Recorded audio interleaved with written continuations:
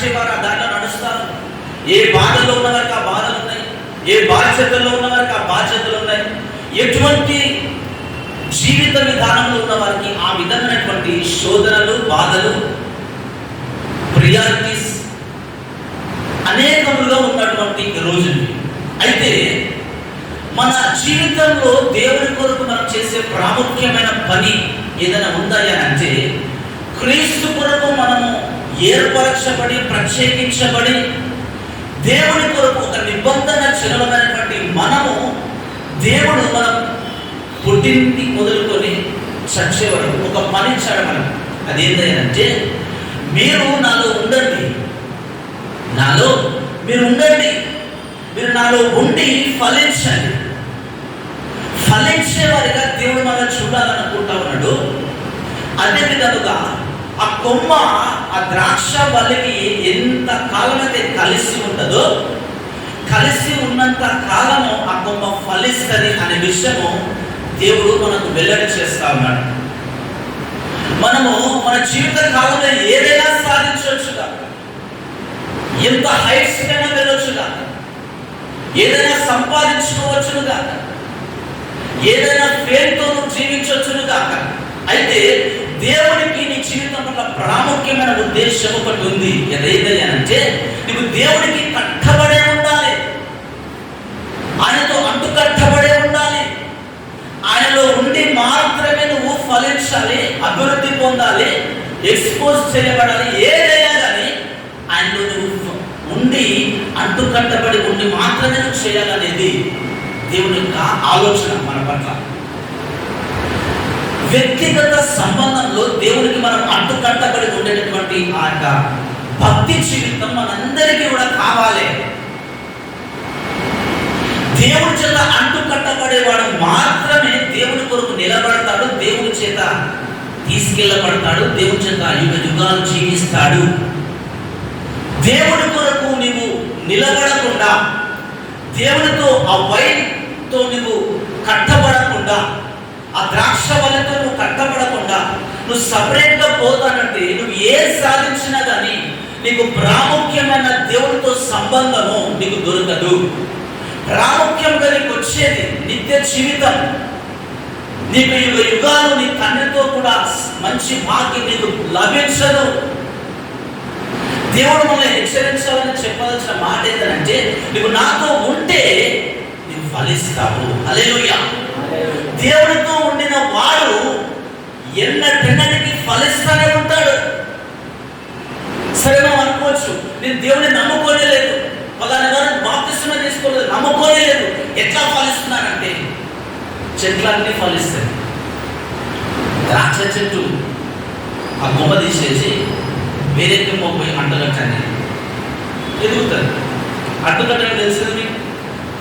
ఒక కొమ్మ తీసేసి కట్ చేసి వేరే చెట్టుకి కొంచెం ప్లేస్ చేసి దాన్ని పెట్టేసి టేబుల్ ఏదో మట్టి పెడితే ఆ కొమ్మతో సహా ఇది అంటుకుంటుంది, ఎదుగుతుంది. అని దేవుడు అంటున్నది ఏంటంటే, క్రైస్తవుల రోజుల్లో చాలా మంది దేవుని ప్రక్కన పెట్టేసి, దేవుడితో వ్యక్తిగత సంబంధాన్ని పక్కన పెట్టేసి, దేవుడితో నడవలసినటువంటి ఆ నడక, ఆ లైఫ్ని, ఆ యొక్క సంబంధాన్ని, రిలేషన్షిప్ని ప్రక్కన పెట్టేసి వారి సొంత జీవితంలో పరిగెడుతూ ఉన్నారు.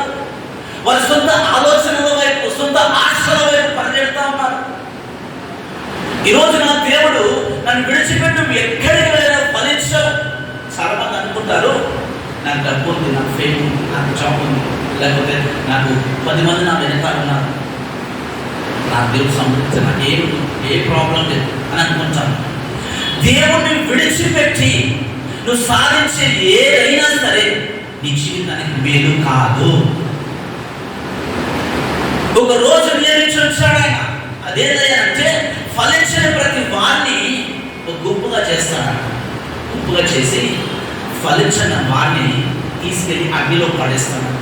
చాలా మందిని దేవుడి ప్రేమ గురించి మాట్లాడుకుంటాం, కృప గురించి మాట్లాడుకుంటాం, దేవుడు అంత మంచోడు ఇంత మంచోడు మాట్లాడుకుంటాం. కానీ దేవుడు అంత్యకాలంలో మనకి ఇచ్చినటువంటి శిక్షను ఆయన పారవేస్తాడని, ఆయన అగ్నిలో వేస్తాడని, ఆయన బహు రోషము కలిగిన దేవుడని, అగ్ని జ్వాల వంటి కన్నులు కలిగిన దేవుడని, కోపం ఉంటుందని ఎవరు మాట్లాడతారు? యేసయ్య అంటే సాత్వికం, క్షమిస్తారు కాబట్టి, కానీ మన జీవితం, మన లైఫ్ నుంచి ఆయన ఎక్స్పెక్ట్ చేస్తాడు ఏంటది అంటే, నాకు ఉండి అంచుకట్టబడి ఉండి నువ్వు ఫలించాలి. హల్లెలూయా. నువ్వు ఎదగాలని ప్రతి ఒక్క విశ్వాసి పట్ల, ప్రతి ఒక్క హ్యూమన్ బీయింగ్ పట్ల దేవునికి ఎదగాలని ఆశనే ఉండదు తప్ప తగ్గిపోదని, కృంగిపోదని ఏనాడు దేవునికి ఉండదు. అయితే ఆ ఎదిగేది దేవుల్లో ఉండి దేవుని కొరకు ఫలించాలి. ద్రాక్ష చెట్టులో ఉన్న ఆ ద్రాక్ష కొమ్మ ద్రాక్ష చెట్టులో ఉంటేనే ఆ ద్రాక్ష ఆ ఫ్లేవర్ వస్తుంది. అవునా కదా? ఆ గుణ లక్షణాలు అన్నీ వస్తాయి, ఆ స్వీట్నెస్ వస్తుంది. అదంతా కూడా ద్రాక్ష చెట్టులో ఉంటేనే ఆ స్వీట్నెస్ వస్తుంది. తీసుకుపోయి వేరే చెట్టుకు, పప్పాయ చెట్టుకు, జామ చెట్టుకు కట్టామనుకోండి, దాని స్వీట్ పోతుంది, దాని లైఫ్ స్టైల్ మొత్తం చేంజ్ అయిపోతుంది. ఆ ద్రాక్ష చెట్టుకున్నటువంటి ఆ నేచర్ ఏదైతే ఉందో, ఆ నేచర్ ద్రాక్ష పల్లెలు అంటుకట్టబడి ఉన్నప్పుడు మాత్రమే ఆ నేచర్ అట్లా నిలబడుతుంది. ఈరోజు దేవుడు మనతో మాట్లాడే మాట, నువ్వు దేని వరకు పరిగెడుతున్నావు కాదు, నాలో నివసించి, నాలో ఉండి, నాలో స్థిరపరచబడి, నాలో తొట్టిల్లకుండా ఉండి నువ్వు ఫలించాలనేది నా కోరిక. నాలో ఉండి నువ్వు ఫలిస్తే అధికముగా ఫలింపజేస్తానంటున్నాడు. హల్లెలూయా. క్రీస్తులో ఉన్నవాడు ఫలించినటువంటి గుణ లక్షణాలు కలిగి ప్రార్థనలోను, వాక్యంలోను, క్రీస్తు యొక్క మనస్తత్వములోను, ఈ భూమి మీద క్రీస్తు యొక్క నేచర్ని 10 మందికి చూపించే వాడు ఫలిస్తానే ఉంటాడు. నిజమైన ఫలభరితమైన జీవితం నీకు నీ లైఫ్లో ఏం తెలియాలంటే క్రీస్తు యొక్క గుణ లక్షణాలను ఈ లోకంలో నీవు చూపించాలి. క్రీస్తు యొక్క ఆ స్వీట్నెస్, ఆ ఫ్లేవర్, ఆ ద్రాక్షరసం యొక్క ఆ స్వీట్నెస్ అంతా కూడా, ఆ మాధుర్యం అంతా కూడా, క్రీస్తు యొక్క గుణ లక్షణాలు అన్నిటి కూడా నీలో నుంచి లోకంలో ప్రవహింప చేయాలి. అది దేవుని యొక్క గుణ లక్షణం. హల్లెలూయా. హల్లెలూయా. నిజమైన ద్రాక్ష వల్లని దేవుడు మనకు చెప్తా ఉన్నాడు. ఫలించు తీగలు ఏం చేస్తారంట, నాలో ఎదుగుతున్నావా ఇంకా ఎక్కువ ఎదుగు, అలా ఫలిస్తున్నావా ఇంకెక్కువ ఫలించు అని ఏ వ్యక్తి అయితే దేవుని పైన మనస్సు పెట్టి, ఏ వ్యక్తి అయితే పరిపూర్ణంగా దేవుని పైన మనస్సు పెట్టి దేవుని కొరకు జీవించాలనుకుంటాడో ఆ వ్యక్తిని దేవుడు లేపడతాడు. కృంగిపోయిన లేపడతాడు, ఇంకా ఎక్కువ ఫలించే సహాయం చేస్తాడు. చాలా మంది అనుకుంటారు దేవుడి నుంచి వేరైపోయి దేవుడు నాకు సహాయం చేయలేదని అనుకుంటారు. అంటూ కట్టబడకుండా వేరుగా వెళ్ళి నాకు దేవుడు సహాయం చేయలేదు అనుకుంటారు. దేవుడు నన్ను దూరం పెట్టేసాడు అనుకుంటారు. త్రాగంలో పడి, లేకపోతే వ్యభిచారంలో పడి, లేకపోతే లోక మాలిన్యంలో పడి, లేకపోతే లోక ఎంజాయ్మెంట్లో పడి దేవుడు నాకు సహాయం చేయలేదే అనుకుంటారు. కానీ నువ్వు అంటూ కట్టబడ్డప్పుడే దేవుని యొక్క ఆ గుణ లక్షణాలు, ఆ ఫ్లేవర్ నీకు సహాయం చేస్తుంది అని మనం గమనించాలి. హల్లెలూయా. హల్లెలూయా. దేవునిలో నువ్వు జీవిస్తూ ఉన్నప్పుడు నువ్వు కింద పడిపోకుండా, అడ్డు ఆటంకాలు ఎన్నొచ్చినా కానీ ఆ ద్రాక్ష చెట్టు ఆ యొక్క బ్రాంచ్ ఎట్లాగైతే ఆ యొక్క ఆ జీవాన్ని ప్రొడ్యూస్ చేస్తుందో, దేవుడు నీవు ఆయనను జీవించినప్పుడు, నీవు ఆయనలో నిలకడగా ఉన్నప్పుడు, ఆయన కొరకు ఎదురు చూసినప్పుడు, నీ మనస్సు లోకం పైన కాకుండా ఆయన పైన నిలబెట్టినప్పుడు ఆయన యొక్క జీవాన్ని నీలోనికి ప్రొడ్యూస్ చేస్తాడు. హల్లెలూయా. ఆయన యొక్క గుణ లక్షణాలు నీలోనికి ప్రొడ్యూస్ చేస్తాడు ఆయన.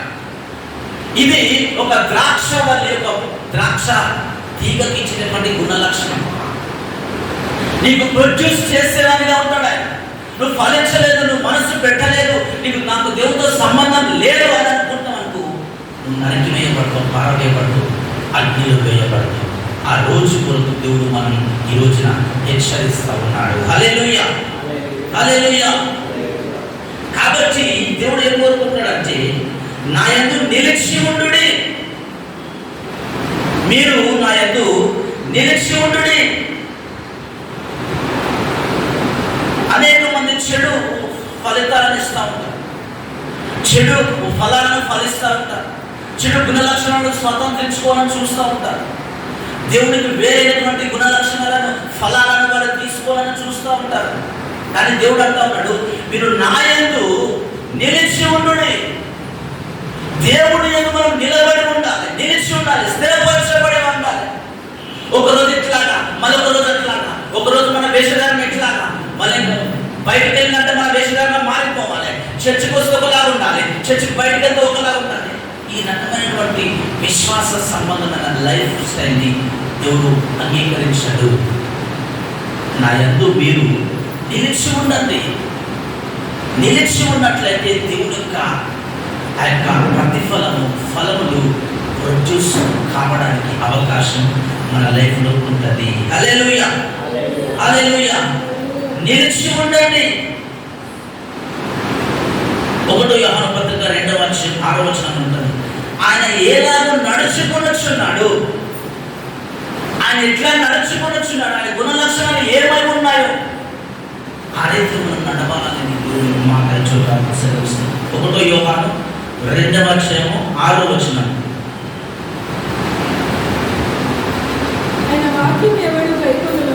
ఎవడు గైకొనునో దేవుని ప్రేమ నిజముగా పరిపూర్ణమైన ఆయన యందు నిలిచి ఉన్నవాడు చెప్పుకొనివాడు ఆయన ఎలాగో నడుచుకొనునో అలాగే తను తాను నడుచుకున్న భక్తుడై ఉన్నాడు. చాలా మంది ఈ యొక్క జనరేషన్లో తమకి ఇష్టం వచ్చింది చేసి దేవునికి ఇష్టమే అంటున్నారు.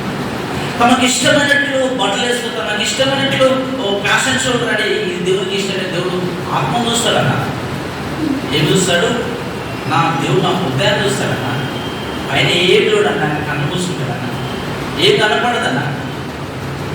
దేవుడు మన పర్సనల్ లైఫ్ స్టైల్ కూడా ఆయన గుణ లక్షణాలు ఆయన ఎలా ఉన్నాడో అలా ప్రతిబింబించాలని ఆయన అనుకుంటాడు. లేకపోతే ఆ ద్రాక్ష చెట్టుకు ఆ ద్రాక్షకు మాకు సంబంధం ఉండదు. ఒక ద్రాక్షకు మా ప్రక్కకు పోయి జామకాయ కాసింది అనుకోండి, తీసుకుపోయి జామకాయలో కలిపేస్తుంది. ద్రాక్ష చెట్టుతో వాళ్ళు సంబంధం ఉండదు. నువ్వేం చేసినా దేవుడు ఇష్టపడతానులే, ఒప్పుకుంటానులే అని అనుకోవద్దు. నువ్వు ఎట్లాగా నడిచినా, నువ్వు ఎట్లాగా ఫలించినా, నువ్వు ఎట్లాగా లోకంలో నీవు కనపరచబడ్డా దేవుడు ఒప్పుకుంటాడు, స్వీకరిస్తాడు అని అనుకోవద్దు. దేవుడికి ఒక గుణ లక్షణాలు ఉన్నాయి. ఆయనతో ఆయన ఇలాగ నడుచుకున్నాడు. వాటిని మనము వెంబడించేటటువంటి, ఫాలో చేసేటటువంటి ఒక పని దేవుడు మనకి ఇచ్చాడు. హల్లెలూయా. యేసయ్యను ఫాలో చేసే పని నీకుంది. అప్పుడే నీవు నిజమైన ద్రాక్షవల్లికి ఒక నిజమైన ద్రాక్ష కొమ్మగా జీవిస్తావు. క్రైస్తవుడు అంటే ఏంటంటే క్రీస్తును వెంబడించి, క్రీస్తును కలిగి, క్రీస్తు యొక్క నేచర్ని కలిగి ఉన్నవాడు. క్రైస్తు నేచర్ని తనలో చూపించేవాడు క్రైస్తవుడు. ద్రాక్ష చెట్టులో ఉన్న ద్రాక్షతనాన్ని, గుణలక్షణం చూపించేది ద్రాక్ష కొమ్మ అని మనం పిలుస్తాం. ఈ రోజున లోకము పోయే తీరుల్లో మనం అనేకమైన చూస్తా ఉన్నాము. దేవుడు మనం హెచ్చరించిన మాట, మనం ద్రాక్షవల్లికి, నిజమైన ద్రాక్షవల్లికి, నిజమైన కుమార్తెగా నిజమైన ద్రాక్ష కొమ్మలుగా మనం స్థిరపరచబడాలి. మనల్ని మనం స్థిరపరచుకోవాలి. మన మనస్సు ఆయన నిలదొక్కుకోవాలి. ఆయన మన లక్షణాలు ఫలించే బిడ్డలుగా మనం ఉండాలనేది దేవుని యొక్క చిత్తమై ఉంటుంది. హల్లెలూయా, హల్లెలూయా. నా యందు నిలిచి ఉండండి, నేను మీ యందు నిలిచి ఉంటాను. ఇంకొక మాట ఆ కింద, తీగే ద్రాక్ష వలెలో నిలిచి ఉంటేనే కానీ తనంతట తాను ఎలాగో ఫలింపదు. చూడండి, తీగ ద్రాక్షలతో అంటుకట్టబడి నిలిచి ఉంటే అది ఫలిస్తుంది. తనంతట తాను సొంతంగా తయారు చేసుకుని, సొంతంగా ఈ సృష్టించుకొని ఏది కూడా ఫలించదు. అట్లాగే దేవుడు మనిషికి ఉన్న సంబంధం ఏంటంటే, మనిషి దేవుడిలో ఉండాలి. తనంత అంతటా తాను ఏది చేయలేడు, ఏది సృష్టించుకోలేడు, ఏది కూడా సాధించుకోలేడు. లేదని నేను ₹1,00,000 సంపాదించుకుంటా కదా అని పనికిరాదు. దేవుడితో నీకున్న సంబంధం కానీ పనికిరాదు. బ్రతికిన రోజులు నిమ్మలంగా సుఖంగా జీవిస్తావేమో, కానీ అది శాశ్వతంగా నీకు పనికిరాలది. కాబట్టి నీ మనసు దేనిపై ఉండాలి? క్రీస్తు పైన నీ మనస్సు ఉండాలి. హల్లెలూయా, హల్లెలూయా. మనం సొంతంగా మనంతటా మనము ఫలించలేము, అది సాధ్యం కాదు. ఆయన నుంచి మనకు ఆయన గుణ లక్షణాలు, ఆయన మనకి ఏమి ఇవ్వాలనుకుంటున్నా అవన్నీ కూడా సప్లై చేసే దేవుడు ఆయన. సొంతంగా ఫలించకుండా ఆయనతో, ఆయన ద్వారా మనం ఫలించాలనేది ఆయన ఉద్దేశం. ఆయన సప్లై చేస్తూ ఉంటే, ఆయన ఏదైతే ఇస్తూ ఉంటాడో ఆ ఇస్తున్న దాన్ని మనం తీసుకోవడమే నిజమైన క్రైస్తవుని లక్షణం. హల్లెలూయా. దేవునికి ఇష్టం లేదు, దేవుని చిత్తమా కాదా, అయినా సరే నేను తీసుకుంటాను, అయినా సరే నేను చేస్తాను, అయినా సరే నేను క్షమిస్తాను అంటే అది డిస్కనెక్ట్ అయిపోతుంది, సప్లై ఆగిపోతుంది. దేవుని దగ్గర నుంచి నీకు వచ్చేటటువంటి ఆ సప్లై ఆగిపోయినప్పుడు నీకు నిర్జీవమైనటువంటి ఆత్మ సంబంధమైన వ్యక్తిగా మారదు. హల్లెలూయా, హల్లెలూయా. తప్పిపోయిన కుమారుడు గురించి ఎంతమంది తెలుసు? తప్పిపోయిన కుమారుడు గురించి లూకా సువార్త 15వ అధ్యాయంలో 13వ వచనం నుంచి ఒక స్టోరీ ఉంటుంది. తప్పిపోయిన కుమారుడు నేను చెప్తాను, ఎవరు దేవుడు. తప్పిపోయిన కుమారుడు ఏం చేస్తాడు? నా తండ్రితో నాకు ఇష్టం లేదు, నేను ఉండలేను, ఈ బాధని భరించలేను అనుకున్నాడో ఏం సంగతి మనకు తెలియదు. కానీ నేను వేరుగా వెళ్ళాలనుకున్నాడు. ఏమనుకున్నాడు? వేరుగా ఉండాలనుకున్నాడు. నా తండ్రితో నేను ఉండను, వేరుగా ఉండాలి అనుకున్నాడు. ఎందుకు అనంటే నా సొంతంగా నాకు ఏది ఇష్టమైతే అది చేయడానికి. సరే వెళ్ళాడు. తనకి ఏదైతే ఆస్తి ఉంటుందో ఆస్తి తీసుకున్నాడు, వెళ్ళాడు. వెళ్ళిన తర్వాత ఒక 30 సంవత్సరాల ఏజ్ అనుకున్నాడు. ఆ 30 సంవత్సరాలుగా తను జీవిస్తా ఉన్నాడు.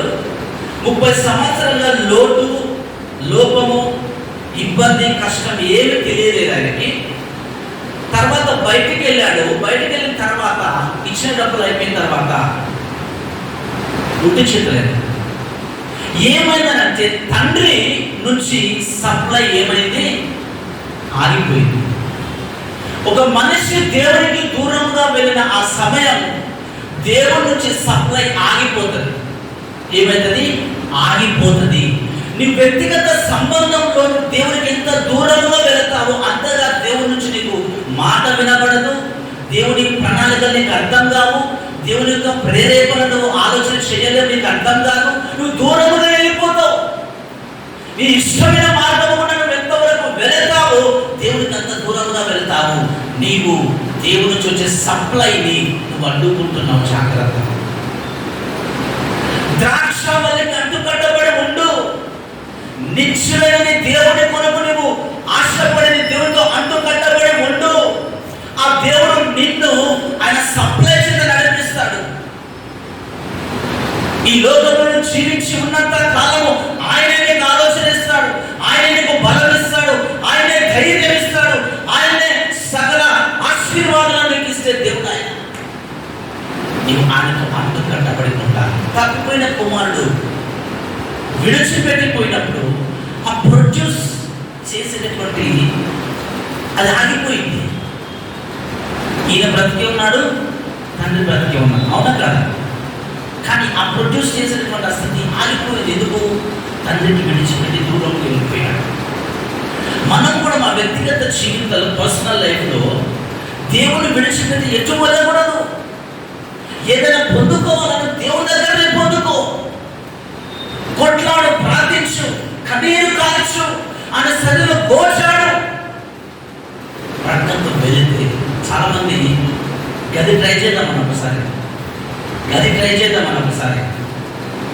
అనుకుంటారా లేదా? గాడికి పోయి ట్రై చేద్దాం ఒకసారి, అది ఎట్లా ఉంటుంది? ఆ వ్యక్తి దగ్గర పోయి ట్రై చేద్దాం ఎట్లా ఉంటుంది? లేకపోతే ఆడొక అన్నీ ఆయన మొత్తం సూది చెప్తా ఉన్నాడంట, జరిగింది, జరగబోయేది, జరుగుతున్నది అన్నీ చెప్తాడంట. ఆయన దగ్గర పోయి ట్రై చేద్దాం ఎట్లా అని నిజమైన ద్రాక్షని విడిచిపెట్టి ఎక్కడికో పరిగెత్తా ఉంటారు మనిషి. నేను అనేది దేవుడికి పేరుగా ఉన్న పరిస్థితుల గురించి. అది కాదు. నువ్వు దేవునికి నిలిచి ఉండి కొట్లాడి దేవుని దగ్గర గోచాడి కన్నీరు కార్చి నువ్వు పొందుకో, నీకు అవకాశం ఉంది. కానీ బయటికి వెళితే డిస్కనెక్ట్ అయిపోతుంది. ఆ ప్రొడ్యూస్ చేయడం అనేది మానివేయబడుతుంది. ఆ ఫ్లేవర్ పోతుంది. తగ్గిపోయిన కుమారుడు అట్లాగే ఆగిపోయింది, సప్లై ఆగిపోయింది. తిరిగి ఏమనుకున్నాడు, ఇట్లయితే నా జీవితం కష్టం, సప్లై ఆగిపోయింది. వచ్చిన రోజులు తిన్నాను, ఎంజాయ్ చేసినాను, అయిపోయింది. సప్లై ఆగిపోయింది. ఏం అర్థమవుతలే, ఏంది నా లైఫ్ లేదు. ఇట్లా కాదు, తిరిగి నా తండ్రి దగ్గరికి పోతేనే నా తండ్రి ఆశీర్వాదానికి నేను వారసునిగా చేయబడతాను. ఈ జీవితం అంతా వేస్ట్ అనుకున్నాడు. నేను ఎంత అనుభవించిన, వ్యభిచారం చేశాడు, త్రాగాడు, ఏది పడితే చేశాడు. కానీ నిజమైన జీవ సంబంధమైన ఆ సప్లై ఎప్పుడైతే ఆగిపోయిందో థ్యాంక్ గాడ్ ఆయనకు అర్థమైంది. అర్థం కాకపోతే అట్లే పోయేవాడు. అర్థమైంది, గ్రహించుకున్నాడు. తిరిగి ఆయన తండ్రి వైపు తిరిగాడు. ఆ తండ్రి మళ్ళీ సప్లై చేయడం స్టార్ట్ చేశాడు. ఏ మహిమను కోల్పోయాడు, ఏ ఘనతను కోల్పోయాడు, ఏ విధమైన విలువైన జీవితాన్ని విడిచిపెట్టాడు, అదే విలువ, అదే మహిమ, అదే అదే అదే జ్యూస్, అదే స్వీట్నెస్ తిరిగి ఆ కుమారునికి దక్కింది, దొరికింది. అది నీ దేవుని ప్రేమాన్ని పట్ల ఎల్లవేళలా ఉండేటటువంటి నిత్యము ఆయన శాశ్వతమైన ప్రేమ కలిగిన దేవుడు. హల్లెలూయా, హల్లెలూయా, హల్లెలూయా. ఆ యొక్క సప్లై ఆగిపోయినప్పుడు ఫెయిల్యూర్ ఆ లైఫ్లో వస్తుంది. మన లైఫ్లో కూడా దేవుడితో వ్యక్తిగత సంబంధం ఎప్పుడైతే ఆగిపోతుందో ఫెయిల్యూర్ మనకు ఎదురవుతుంది. ఫెయిల్యూర్ మనం అనుభవిస్తాం. మనం అనుకుంటాం నా కర్మ అనుకుంటాం. కాదు, ఈ సంబంధం కట్ అయింది కదా, కట్ అయినందుకే నీ ఫెయిల్యూర్ చూస్తాం. దేవునితో కలిసి ఉన్నవాడు ఎప్పుడు ఫెయిల్యూర్ చూడకుండా ముందుకే వెళతా ఉంటాడు. ఫెయిల్యూర్ వచ్చినా దాన్ని అధిగమించి పైకి పైకి పైకి దేవుని యొక్క మహిమను పొందుకుని బిడ్డలాగా మారిపోతాడు. హల్లెలూయా. నేను చెప్పే మాట ఏంటంటే దేవుడితో అంటుకట్టబడి ఉంటే ఆ సప్లై ఆగిపోదు. నిన్ను గ్రో చేస్తానే ఉంటుంది, ఎదిగిస్తానే ఉంటుంది. కాబట్టి దేవుడు నాలో నిలిచి ఉంటేనే కానీ మీ అంతటా మీరు ఫలింపరు. నాలో నిలిచి ఉంటేనే కానీ మీరు ఫలింపరు. సొంతంగా ఏం చేయాలనుకుంటున్నా మీరు చేయలేరు. డబ్బు, ధనము, ఆస్తులు, కాస్తులు, అది ఇది ఏం సంపాదించిన నిజమైన ఆ ద్రాక్ష వల్లిలో ఉన్నటువంటి ఆ ఫలము నీకు రాదు. హల్లెలూయా, హల్లెలూయా. ఆ తర్వాత ఎవడు నా యందు నిలిచి ఉండును వాడు బహుగా ఫలించును. కాబట్టి బహుగా ఫలించినటువంటి అది విడిచిపెట్టి దూరంగా వెళ్ళిపోకు. క్రీస్తులో ఉంటే నీకు ఆశీర్వాదం ఉంటుంది. నిజంగా అమ్మతోడు క్రీస్తులో ఉంటే నీకు ఆశీర్వాదం ఉంటుంది. నువ్వు పక్కకు అటు ఇటు వెళ్ళకు. ఏదో వ్యక్తి సొంతంగా ప్రయత్నం చేయకుని నీ దేవుడు ఉన్నాడు, క్రీస్తుని కూడా ఉన్నాడు. ఆ ద్రాక్షవల్లి ఉంది, అది ప్రొడ్యూస్ చేస్తుంది, నీకు సప్లై ఇస్తుంది. నువ్వు వేరుగా ఎందుకు వెళ్తావు? ఏం సాధిస్తావు నువ్వు వేరుగా వెళ్ళి? ప్రార్థన మానేసి, వాక్యం మానేసి, దేవుని మందిరం మానేసి నువ్వు ఎంత ప్రయాసపడ్డాను? ఒక్క ఇన్సూరెన్స్ పెంచుకోలేవు. నిజంగా చెప్తావు, ఒక్క ఇన్సూరెన్స్ పెంచుకోలేవు. దేవుణ్ణి విడిచిపెట్టి పక్కన వెళ్తే లేదన్నా నేను దేవుడు నా మనసులో ఎప్పుడు దేవుడు ఉంటాడన్న మనసులో ఉంటాడు. కానీ కనెక్షన్ కట్ అయిపోతుంది. చాలా కనెక్షన్ కట్ అయిపోతే లాభం లేదు. కాబట్టి నేను చెప్తాను, ఆయన నీకు ఇచ్చాడు, నీ కొరకు ఉన్నాడు. ఆ నిజమైన ద్రాక్షావళిని నువ్వు యూజ్ చేసుకో. అర్థమవుతుందని చెప్పేది. నువ్వు వాడుకో, ఆ స్వీట్నెస్ వాడుకో. ఒక ప్రొడ్యూసర్ ఉన్నాడు, నీకు వాడుకో. ఆయన పెడతాడు, ఎంత ఖర్చుగా నేను పెడతాడు. ఆయన ద్వారా నేను పొందుకోవాలి అని దేవుడు మరొకసారి చెప్తా ఉన్నాడు. హల్లెలూయా, హల్లెలూయా. నన్ను బలపరచు అని నేను సమస్తం చేయగలను అన్నాడు. ఫిలిప్పీయులకు రాసిన పత్రిక 4వ అధ్యాయం 11వ వచనంలో రాయబడింది, నన్ను బలపరచు అని నేను సమస్తం చేయగలను. దేవుడు నిన్ను బలపరిచే దేవుడు నీకు ఉన్నాడు. నీ వెనకాల ఉన్న దేవుడు నిన్ను బలపరుస్తాడు. ఆయన ఇచ్చే బలము ద్వారా నువ్వు ఏదైనా చేయగలవు. అంత బలము దేవుడు నీకు ఇస్తాడు. కాబట్టి ఆయన నిలిచి ఉండాలని దేవుడు కోరుకుంటున్నాడు.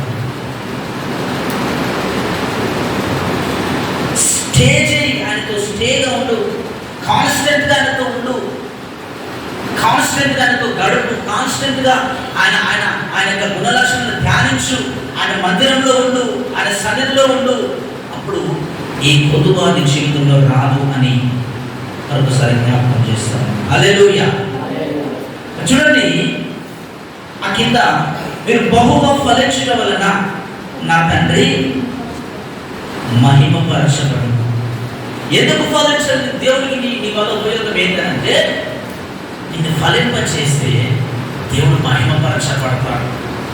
క్రీస్తు నీ ద్వారా రిఫ్లెక్ట్ చేయబడుతున్నాడు. కాబట్టి నీవు ఫలిస్తే ఆయన మహిమ వస్తుంది. నా కుమారుడు ఎదిగిపోయినాడు, ఇట్లా ఉండాలి నా కుమారుడు. ఇది నేను ఇచ్చే లైఫ్ అంటే ఆయన మహిమ పొందుతాడు. దాని కొరకు దేవుడు నిన్ను అభివృద్ధి పొందిస్తాడు. ఆయన నీ ద్వారా ఆయనకు మహిమ రావాలి. అది క్రిస్టియన్ లైఫ్ అంటే.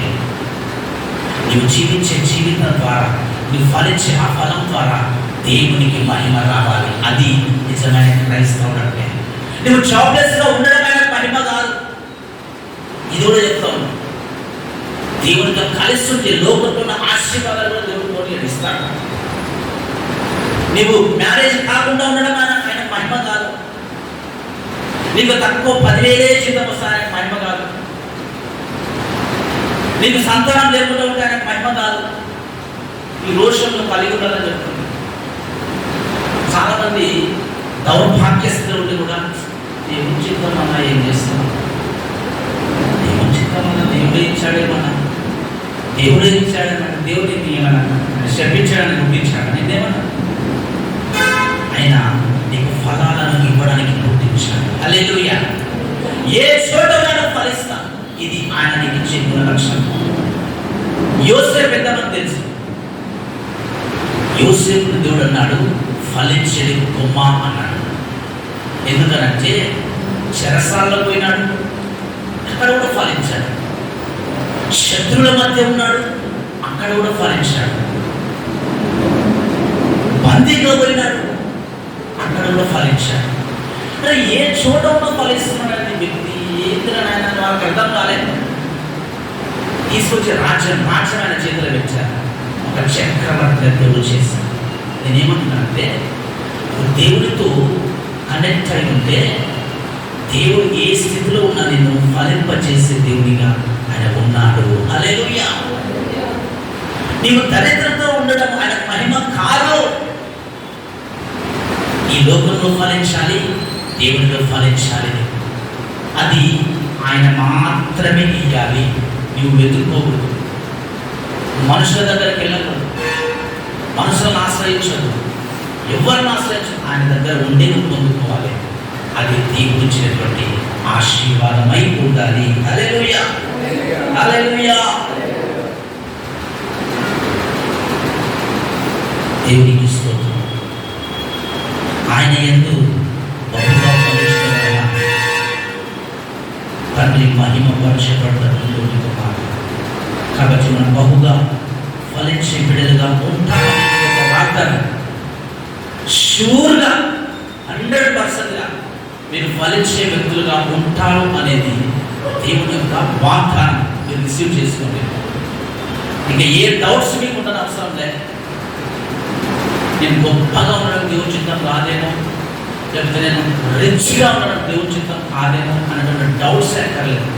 మీరు ఫలించడం వలన తండ్రి మహిమపరచబడతాడు. మీకు ఏది వచ్చినా ఆయన మహిమపరచబడతాడు. కానీ అది ఆయనే ఇవ్వాలి. హల్లెలూయా, హల్లెలూయా. ప్రక్క నుంచి వచ్చేది కూడా నిలబడదు. దేవుడు ఇచ్చేది నిలబడుతుంది. అది శాశ్వతంగా నీ కొరకు ఉంటుంది. హల్లెలూయా, హల్లెలూయా. నీ ఫలం చూసి దేవుడు మహిమపొందుతాడు. నీకు ఒక రికగ్నైజేషన్ వస్తుంది, ఒక గుర్తింపు వస్తుంది. లోకంలో నువ్వు ఫలించే ప్రతి ఫలము ద్వారా నీకు ఒక గుర్తింపు వస్తుంది. క్రీస్తు బిడ్డ ఇలా ఫలించాడు, క్రీస్తు అంటే ఇట్లా ఉంటాడు, యేసయ్య అంటే ఇట్లా ఉంటాడు. అంత మంచి దేవుడు చూడండి. యేసయ్య నమ్ముకున్నారు, మీరు జీవితం మారిపోయింది, దీవించబడింది, ఫలించారు, అద్భుతంగా ఉంది. అది దేవుడు మన పట్ల కోరుకున్నటువంటి అభివృద్ధి. హల్లెలూయా, హల్లెలూయా. చూడండి, దేవునికి మహిమ వస్తుంది. ఆ తర్వాత 17వ అధ్యాయంలో ఒక మాట రాబడింది, మాట చదివి ముగిస్తాను. 17వ అధ్యాయము 16 నుంచి 18.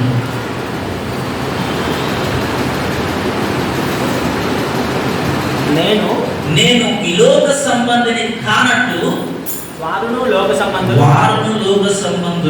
కారు. సత్యమును వారిని ప్రతిష్ఠ చేయము, నీ వాక్యమే సత్యము. నీవు నన్ను లోకమునకు పంపిన ప్రకారం నేను వారిని లోకమునకు పంపితిని. హల్లెలూయా. చూడండి, క్రీస్తు ప్రేమ మన ఎడల ఎంతగా ఆయన వెల్లడి చేస్తా ఉండో చూడండి. క్రీస్తు ద్రాక్ష వల్ల అయితే మనకు ద్రాక్ష బ్రాంచ్, ద్రాక్ష తీగ. అయితే దేవుడు క్రీస్తు యొక్క ఆ ప్లేస్ ని మనకి ఇస్తా ఉన్నాడు. దేవుడు యేసయ్యను పంపించాడు, అవునా కాదా? యేసయ్యను పంపించిన తర్వాత యేసయ్య పని చేసుకున్నాడు, ప్రారంభించాడు, మన కొరకు రక్తం మార్చాడు, దెబ్బలు తిన్నాడు, వెళ్ళాడు, వెళ్ళిపోయాడు. తర్వాత యేసు ప్రభా నువ్వు నన్ను ఎట్లాగైనా పంపించావు, నేను కూడా వీరిని అట్లాగే పంపిస్తున్నాను. చూడండి, ఎంత ఈక్వాలిటీ దేవుడు మనకి ఇస్తా ఉన్నాడంటే, క్రీస్తు యొక్క జీవితాన్ని దేవుడు నీకు ఇస్తా ఉన్నాడు. ఈ లోకంలో క్రైస్తవుడిగా నీకు క్రీస్తు లైఫ్ ఇచ్చేసాడు. ఆయన క్రీస్తు ఏం చేయాలనుకున్నాడు అదంతా నీ ద్వారా చేస్తాడు.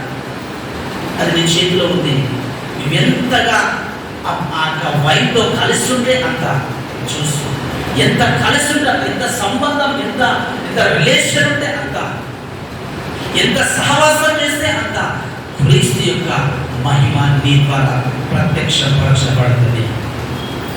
ఆయన ఏమంటాడు, నిన్ను నేను లోకానికి పంపించాను, నేను ఏదైతే కార్యాలు చేయాలని కోరుతా ఉన్నానో నీ ద్వారా నేను చేస్తాను. నీ లోపలికి వస్తాను, నీ ద్వారా నేను మహిమ పొందుతాను. నిన్ను కనపరిచి నీ ద్వారా నేను మహిమపరచబడతాను. ఇది దేవుని సంకల్పం.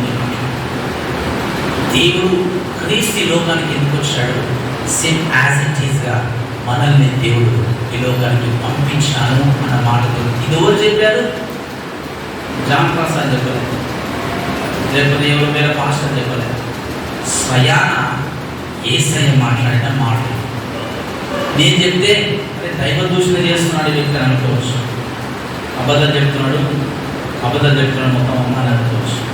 క్రీస్తు తన నోటి మాట ద్వారా చెప్పాడు, తండ్రి నన్ను పంపించినట్టు నేను పంపిస్తాను. దేవుని యొక్క ఆ నేచర్ని దేవుడు మనకి ఇచ్చేస్తాడు. ఆ రక్తంలో కడగబడిన ఆ క్షణమే దేవుడు ఆ నేచర్ని మనకి ఇచ్చేస్తాడు. ఆ నేచర్లో మనం జీవించాలి. కుడి ఎడమలు కదలకుండా నీవు క్రీస్తు లైఫ్ని ఈ లోకంలో నువ్వు జీవిస్తున్నావని నువ్వు గమనించు. క్రైస్తు నేచర్ని నువ్వు కలిగి ఉన్నావు. నిన్ను చూస్తే లోకము క్రీస్తును చూస్తుంది. నీవు క్రీస్తులా ఈ లోకానికి బయలుపరచబడతావు, వెల్లడి చేయబడతావు. క్రీస్తుని ద్వారా చూపించబడతాడు, క్రీస్తుని ద్వారా మహిమ పొందుతాడు. క్రీస్తు నీ ద్వారా, నీ ప్రార్థన ద్వారా అనేక మందిని మారుస్తాడు. క్రీస్తు నీ ద్వారా అనేక మంది జీవితంలో మేలు జరిగిస్తాడు. క్రీస్తు నీ ద్వారా నీ లైఫ్ను బట్టి అనేక మందిని షేర్ చేస్తాడు దేవుడు. ఆశీర్వాదం ఇస్తాడు, విడుదల ఇస్తాడు, స్వస్థత ఇస్తాడు. ఎందుకనంటే ఇది క్రీస్తు జీవితం, ఇది క్రీస్తు లైఫ్, క్రైస్ట్ నేచర్ నీ లోపల ఉంది. అది నువ్వు వద్దనుకున్నా పోదు. హల్లెలూయా. క్రైస్ట్ నేచర్ నీ లోపలికి వచ్చింది. నువ్వు క్రైస్ట్ నేచర్ కలిగిన వ్యక్తిని. ఆ యొక్క ద్రాక్షవల్లికి వెలుగు దూరంలో ఉండవు. ఆ ద్రాక్షవల్లిలో ఉన్నటువంటి సర్వ సంపదలని నీవు స్వతంత్రించుకోవాలని ఆయన ఆశపడుతున్నాడు. ఏ మహిమ అయితే దేవునికి ఉన్నదో అది నువ్వు స్వతంత్రించుకోవాలి.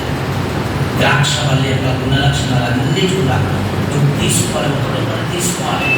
తీసుకున్నట్లయితే ఆయన మహిమ పొందుతాడు. హల్లెలూయా, హల్లెలూయా. నీ ఫలం చూసి ఆయన మహిమపరచబడతాడు.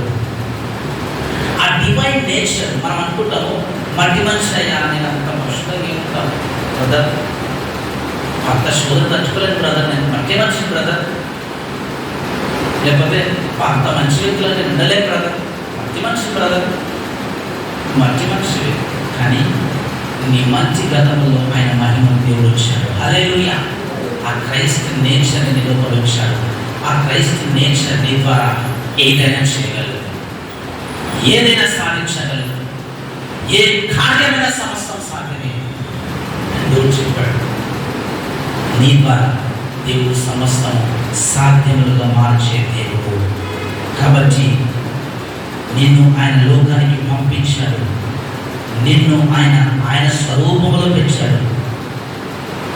దేవుడు క్రీస్తును ఏంటిగా పంపించాడు, నిన్ను ఆయన పంపించాడు, ప్రతిష్ఠ చేసినట్టు కూడా కాదు. ముఖ్యంగా ఇంకొక మాట చూడండి, 32వ వచనంలో ఈ మాట చదివి ముగిస్తున్నాను.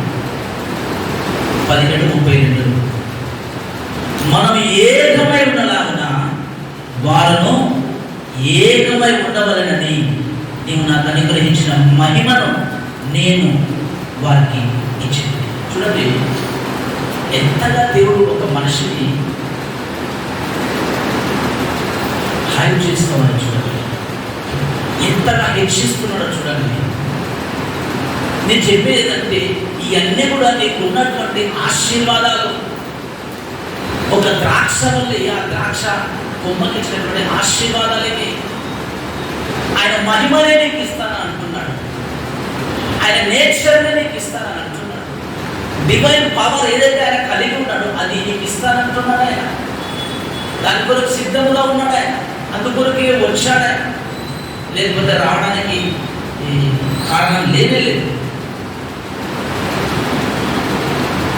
మహిమనిస్తున్నాను అంటున్నాడు.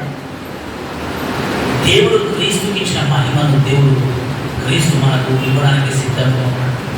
ఈ లోకంలో దేవుని కొరకు నువ్వు మహిమ కలిగిన కార్యాలు చేయగలవు, మహిమ కలిగిన జీవితాన్ని జీవించగలవు, మహిమ కలిగిన ఫలాలను ఫలించగలవు.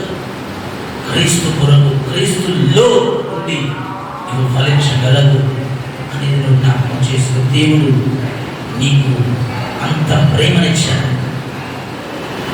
అంత మహిమనిచ్చాడు.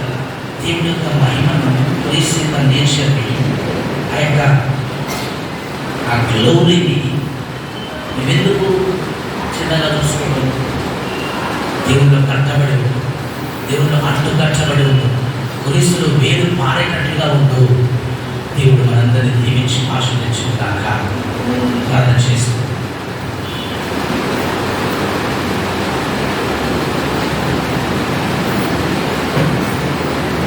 స్తోత్రం స్తోత్రం స్తోత్రం స్తోత్రం. హల్లెలూయా హల్లెలూయా. Glory to the Lord Almighty Father. We praise you, Lord. We praise you, Jesus. Roshara mandale presatele belibra. Rozolo mandole brahma mashakala balekala. Rehesi labahara bashalaba. Rindala mandale. Rebele beshalaba.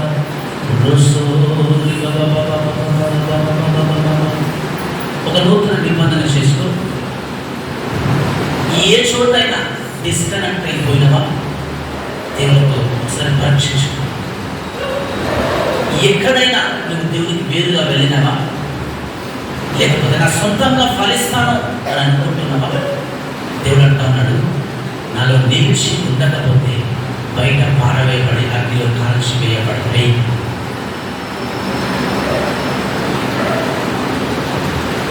డైరెక్ట్గా చెప్పాలంటే నీకు ఇంకో ఆప్షన్ లేదు.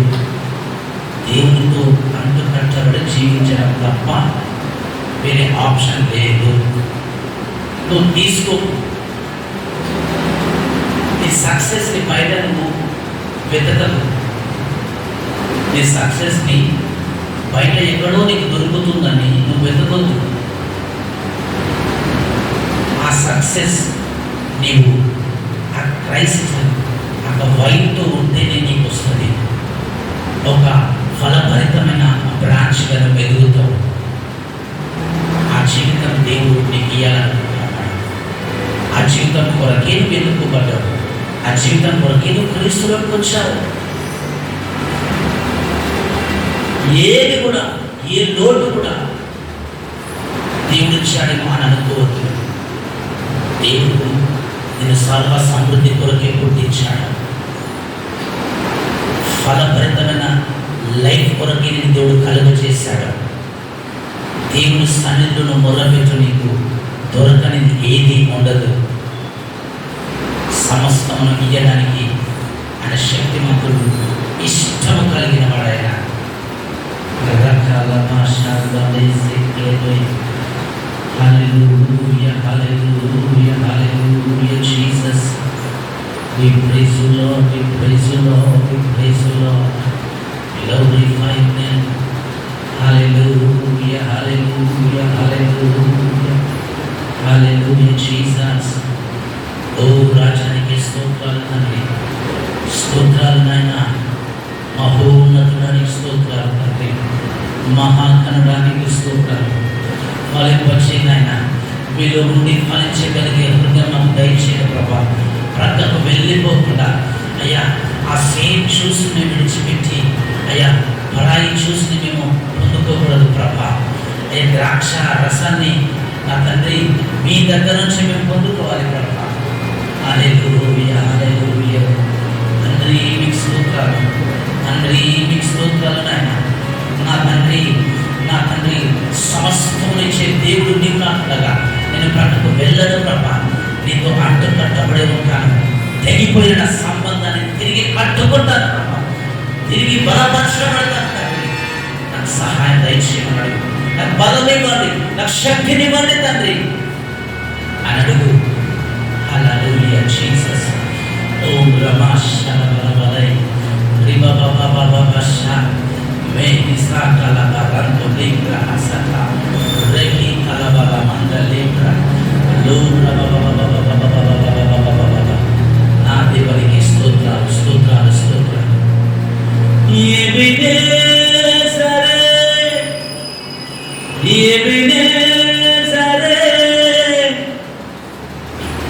ఇంతకాలం కాచితివే, స్తోత్రం స్తోత్రం స్తోత్రం. స్తోత్రం కృతజ్ఞత చెల్లిస్తాను. మరొకసారి నన్ను బలపరచండి నాయన.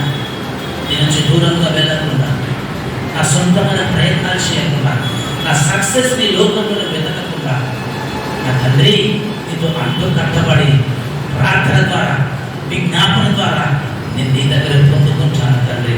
నువ్వు సర్వ సమృద్ధిని చెప్తే కూడా మనం చెప్పావు నా తండ్రి. నేను ఫలిస్తే నీకు మహిమ పొందుతానన్నాడు. నేను గొప్ప చేయబడితే నీకు మహిమ వస్తుందన్నావు. నన్ను మహిమపరచావు తండ్రి. మహిమ నేను తీసుకుంటాను. నీవు నాకు ఇచ్చిన మహిమను నేను తీసుకుంటాను ప్రభా. మర్చిపో.